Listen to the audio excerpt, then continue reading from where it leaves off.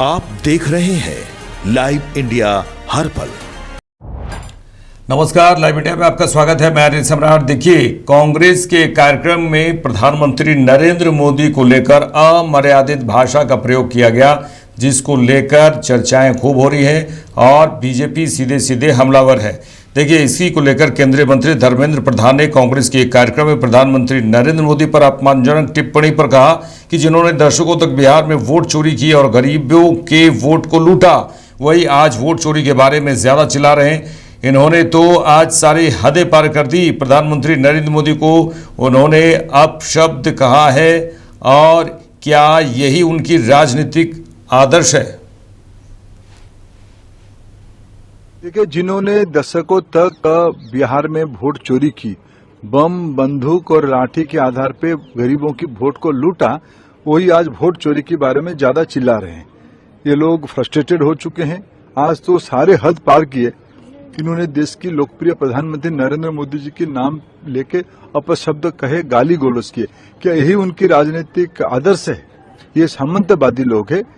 इनकी पैर के नीचे से जमीन जा। कांग्रेस के एक कार्यक्रम में प्रधानमंत्री नरेंद्र मोदी को लेकर जिस तरह से अमर्यादित भाषा का प्रयोग किया गया, इसी को लेकर बीजेपी सांसद संबित पात्रा ने कहा कि भारतवर्ष अमर्यादित भाषा को पसंद नहीं करता है। बीजेपी सांसद संबित पात्रा ने कांग्रेस के कार्यक्रम में प्रधानमंत्री नरेंद्र मोदी पर अपमानजनक टिप्पणी कर कहा, बिहार में एक यात्रा चल रही है और उस यात्रा में अमर्यादित भाषा का प्रयोग हो रहा है। और सीधे सीधे बीजेपी सांसद संबित पात्रा ने कहा कि भारतवर्ष अमर्यादित भाषा को पसंद नहीं करता है। कि भी संजय जी ने बताया, जिस प्रकार से एक यात्रा चल रही है बिहार में और उस यात्रा में जिस प्रकार की भाषा का प्रयोग हो रहा है, बड़े दुख के साथ इस प्रेस कॉन्फ्रेंस को मैं संबोधित कर रहा हूं। दुख के साथ इसलिए क्योंकि स्वाभाविक है, लोकतंत्र में एक मर्यादा होता है। लोकतंत्र में मुझे याद आता है सुषमा जी की वो बातें, जब उन्होंने सदन में कहा था कि हम शत्रु नहीं हैं, हम विरोधी हैं, विचारधारा के विरोधी हैं, हम शत्रु नहीं हैं। और किस प्रकार की भाषा का प्रयोग हमारे नेता करते रहे हैं, ये हमने देखा है।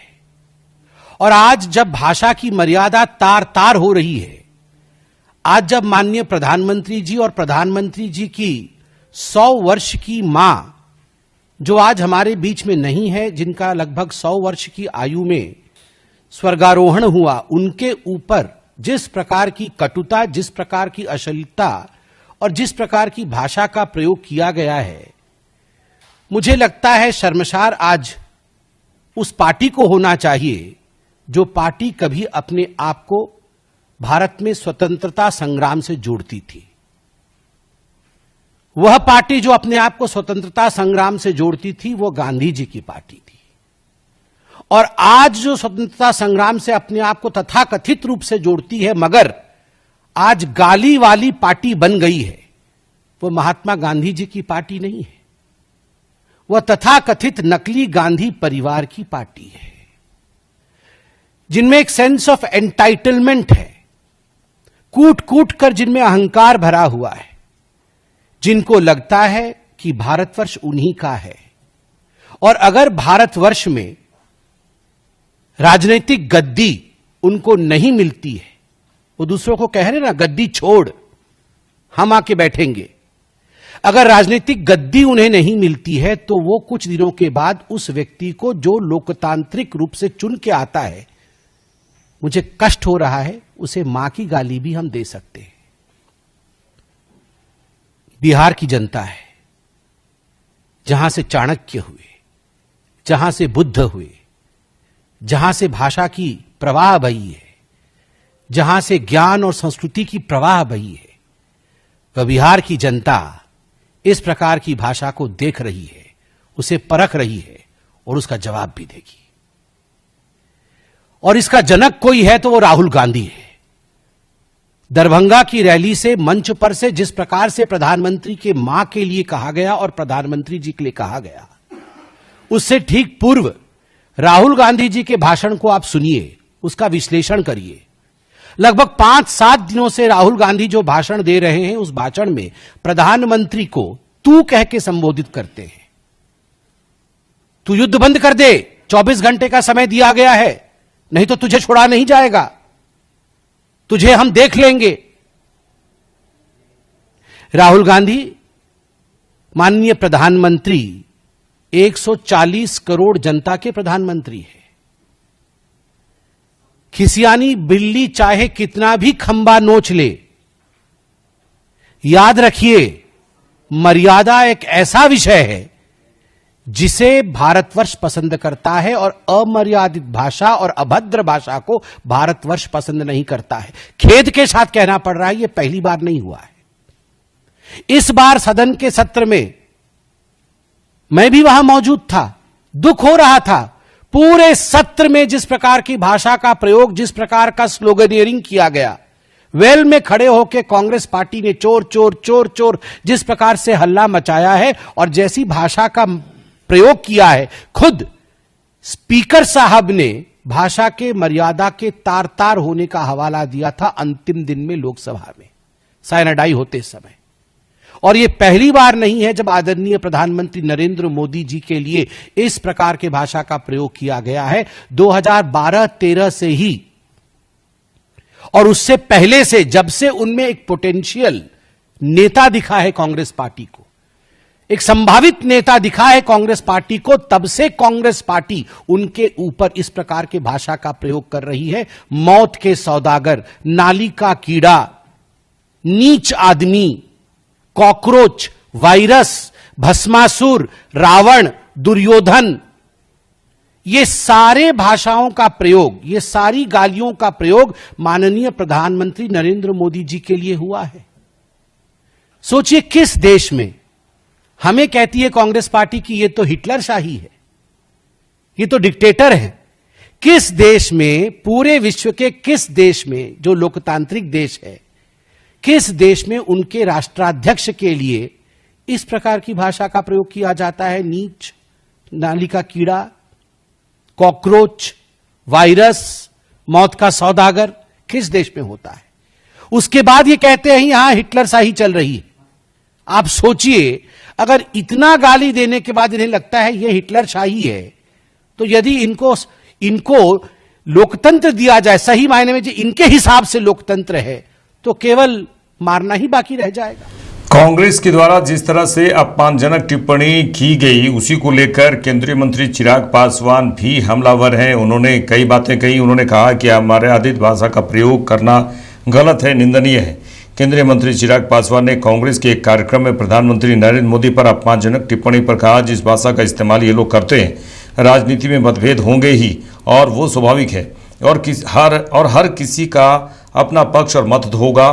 उन्होंने कहा कि मैंने हमेशा कहा कि राजनीति में भाषा की मर्यादा का पालन करना होगा। आप तीखा से तीखा वार आप मर्यादित शब्दों में कर सकते हैं, लेकिन इस तरीके से गाली गलौज करना, वो भी प्रधानमंत्री नरेंद्र मोदी के खिलाफ, तो ये कोई स्वीकार नहीं कर सकता। वो हमारे देश के प्रधानमंत्री हैं, इसे बिल्कुल स्वीकार नहीं किया जा सकता। दिक्कत तो इसी बात की है ना कि जिस भाषा का ये लोग इस्तेमाल करते हैं, राजनीति में मतभेद होंगे और वो स्वाभाविक है। और भारत जैसे लोकतंत्र में जहां पे इतनी विविधताएं हैं, जहां पे इतने राजनीतिक दल हैं, हर किसी का अपना पक्ष होगा, हर किसी का अपना मत होगा, पर अगर मतभेद की परिभाषा शब्दों की मर्यादा को गिराना है, तो ये कतई भारत जैसे लोकतंत्र के लिए उचित नहीं है और मैं कतई इसको स्वीकार नहीं करता हूं। मैंने हमेशा कहा है कि राजनीति में भाषा की मर्यादा का पालन करना होगा और भारतीय भाषाओं की खूबसूरती है भैया।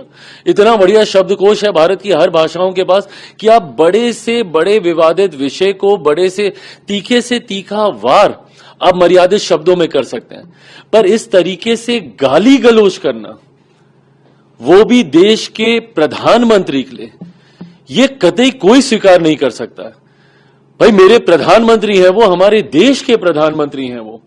अगर आपको उनके किसी विषय को लेकर ऐतराज भी है तो आप अपने पक्ष को रखिए ना, पर मर्यादित होकर उस पक्ष को रखिए। आप हमारी नीतियों को लेकर हमें घेरने का काम कीजिए, आप हमारे कार्यों को लेकर हमें घेरने का काम कीजिए, पर यह कौन सी परंपरा की शुरुआत है कि आप गाली गलौज करेंगे? इसको कतई कहीं नहीं स्वीकार किया जा सकता। और कांग्रेस जैसी पार्टी जो कि देश की सबसे पुरानी पार्टियों में से एक है, कांग्रेस जैसी पार्टियों के रहते हुए इस तरीके की भाषा का इस्तेमाल किया जा रहा है, और किस तरीके का गाली गलौज। मतलब ये गली में नुक्कड़ के गुंडे ऐसी भाषा का इस्तेमाल नहीं करते। और ये वही चलन है, ये वही परंपरा है राष्ट्रीय जनता दल जैसी पार्टियों की, जिसकी वजह से 90 के दशक से बिहार जो हमारा बदनाम हुआ है, आज तक हम लोग अपने उस खोए हुए गौरव स्वाभिमान की हम लोग लड़ाई लड़ रहे हैं। राष्ट्रीय जनता दल जैसी पार्टियों ने जिस तरीके से 90 के दशक से बिहार को बदनाम करने का काम किया, यही बोलचाल की वजह से, इसी तरीके की कार्यशैली की वजह से। सोचिए, ये इनके कार्यकर्ता हैं जो प्रधानमंत्री के लिए मां बहन की गालियों का इस्तेमाल कर रहे हैं। ये कार्यकर्ता हैं कि ये गुंडे हैं आपके भैया। और ये वही लोग हैं जिन्होंने 90 के दशक में किस तरीके से अपराध, हत्या, लूटमार, डकैती, बलात्कार जैसी घटनाओं को चरम सीमा पर ये लोग लेकर गए थे। जो व्यक्ति गाली गलौज खुलेआम खुले मन से कर सकता है, राजनीतिक दल के वरिष्ठ नेताओं के सामने कर सकता है, वो सोचिए वो अपने घर में, गांव देहात गांव में जाके वो क्या कर रहा होगा। किस तरीके की राजनीति राष्ट्रीय जनता दल और कांग्रेस जैसी पार्टियां करना चाह रहे हैं। और जब चुनाव आता है, इस तरीके से भाषा की मर्यादा को ये लोग गिराने का काम करते हैं। सपा सांसद डिंपल यादव ने 50% अमेरिकी टैरिफ पर सीधे सीधे कहा कि भारत की जो विदेश नीति है वो पूरी तरह से फेल है, नाकामयाब रही है। 50% अमेरिकी टैरिफ पर समाजवादी पार्टी सांसद डिंपल यादव ने ये बातें कही हैं। उन्होंने कहा कि ये बहुत ही दुर्भाग्यपूर्ण बात है, क्योंकि बड़ी बड़ी बातें कही जाती थी कि हमारे संबंध आसपास के देशों से और पूरे विश्व से सुधर रहे हैं, लेकिन ये जो टैरिफ लगी है ये दर्शाता है कि कहीं ना कहीं भारत की विदेश नीति पूरी तरह से नाकामयाब रही है। ये बहुत ही दुर्भाग्यपूर्ण बात है, क्योंकि जहाँ बड़ी बड़ी बातें कही जाती थी कि हमारा देश आगे बढ़ रहा है, कि हमारे संबंध अपने आसपास के देशों से और पूरे विश्व से सुधर रहे हैं, तो जो टैरिफ लगा ये अपने आप में दर्शाता है कि कहीं ना कहीं भारत की जो फॉरेन पॉलिसी है वो पूरी तरह से नाकाम। केंद्रीय मंत्री राजीव रंजन और ललन सिंह ने कहा है, और सीधे उन्होंने कांग्रेस पर हमला बोला है और राहुल गांधी पे भी बोला है। उन्होंने कहा है कि राहुल गांधी की मानसिकता है देश में अव्यवस्था फैलाने की, जो मानसिकता है उनकी, उस पर उन्होंने कहा है। और देखिए, ललन सिंह ने कहा कि गुजरात में जब चुनाव हो रहा था तब इस देश में किसका शासन था? यूपीए की सरकार थी। तो पीएम मोदी ने कैसे चुनाव में चोरी की? राहुल गांधी और विपक्ष के नेता चाहते हैं कि ऐसे लोगों को इस देश में मतदान का अधिकार मिले जो इस देश के नागरिक है ही नहीं। कि राहुल गांधी जी की मानसिकता है देश को अव्यवस्थित करने का, देश में अव्यवस्था फैलाने का। अब कुछ जो बात वो बोलते हैं वो भी तथ्य से कोई मतलब उसका नहीं होता है। जब नरेंद्र मोदी जी गुजरात के मुख्यमंत्री थे और गुजरात में चुनाव हो रहा था, इस देश में शासन कौन कर रहा था? यूपीए की सरकार थी। तो मोदी जी कैसे चुनाव वहां वोट चोरी कर लिए? वास्तव में सच्चाई यह है कि राहुल गांधी जी और विपक्ष के लोग ये चाहते हैं कि वैसे लोग इस देश में मतदान का अधिकार मिले, वैसे लोगों को जो इस देश के नागरिक नहीं हैं। और उसमें जगह जगह अगल बगल के देशों से जो विस्थापित हैं उनको किसी न किसी प्रकार से इन लोगों ने वोटर लिस्ट बना दिया, वोटर बनवा दिया। अब ये चाहते हैं कि वो फर्जी वोटर जो हैं, जो इस देश के नागरिक नहीं हैं, वो भी वोट देने का उनको हक रहे। और इसी के लिए ये सारा ड्रामा घूम घूम के कर रहे हैं। अब बताइए ना, इनके साथ कौन घूम रहा है? इनके साथ घूम रहे हैं तेजस्वी जी, इनके साथ लालू जी गले गले मिल रहे हैं, जो इस देश में भ्रष्टाचार के प्रतीक माने जाते हैं। लालू प्रसाद जी मुख्यमंत्री रहते हुए चारा घोटाला जो हुआ उसके कारण उनको जेल जाना पड़ा, और अंततोगत्वा न्यायालय ने फैसला से उनको सजा दे दिया, और एक नहीं 5-5 मुकदमे में फैसला आया। सजाव पाए हुए। लेकिन लालू जी जब दिल्ली में रेल मंत्री बने, यहां भी घोटाला करने से बाज नहीं आए। नौकरी के नाम पर गरीब लोगों का जमीन लिखवा लिए। 2008 में मैंने ही कागज दिया था उस समय के तत्कालीन प्रधानमंत्री डॉक्टर मनमोहन सिंह जी को। तो भ्रष्टाचार आदतन है, जिसको आप कहते हैं ना कि कन्विक्शन, भ्रष्टाचार करना इनका कन्विक्शन है। अब तेजस्वी जी हजारों करोड़ रुपया के मालिक बन गए और अब कहते हैं कि उस समय तो हम नाबालिग थे। अरे भाई, तो नाबालिग रहते हुए हजारों करोड़ के कहां से बन गए?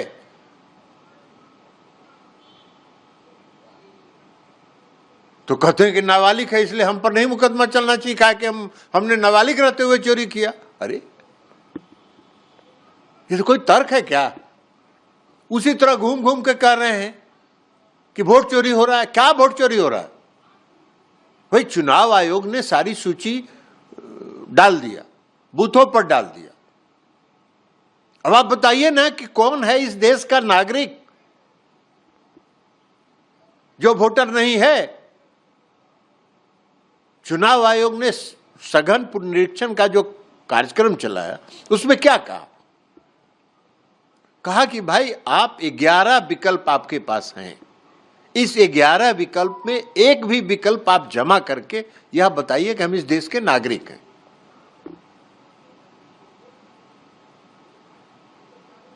अब ये फर्जीवाड़ा खुद करना चाह रहे हैं चुनाव में। ये खुद चोरी करके, वोट चोरी करके चुनाव का परिणाम जीतना चाहते हैं। कर्नाटक में जीत गए तो काहे नहीं बोले? तेलंगाना में जीत गए तो क्यों नहीं बोले? पश्चिम बंगाल में ममता जी की सरकार बन गई तो क्यों नहीं बोले? तो उसमें वोट चोरी नहीं हुआ, उसमें चुनाव आयोग नहीं था। अरे जब आप हार जाइए, हरियाणा में आप हार जाइए तो कहिए वोट चोरी से हम हार गए। ऐसा तो जबरदस्ती का काम हम देखे ही नहीं है। और आप प्रधानमंत्री के खिलाफ आप शब्दों का इस्तेमाल कर रहे हैं। प्रधानमंत्री का क्या लेना देना है? चुनाव आयोग एक संवैधानिक संस्था है। चुनाव आयोग ने आपसे प्रमाण मांगा है, बार बार कहा है कि आप प्रमाणित करिए, आइए हमसे मिलके बताइए। आप नहीं जा रहे हैं, जनता में भ्रम फैलाने का प्रयास कर रहे हैं। मेरे साथ इस बुलेटिन में इतना ही। देश दुनिया की तमाम खबरों के लिए देखते रहिए लाइव इंडिया। नमस्कार।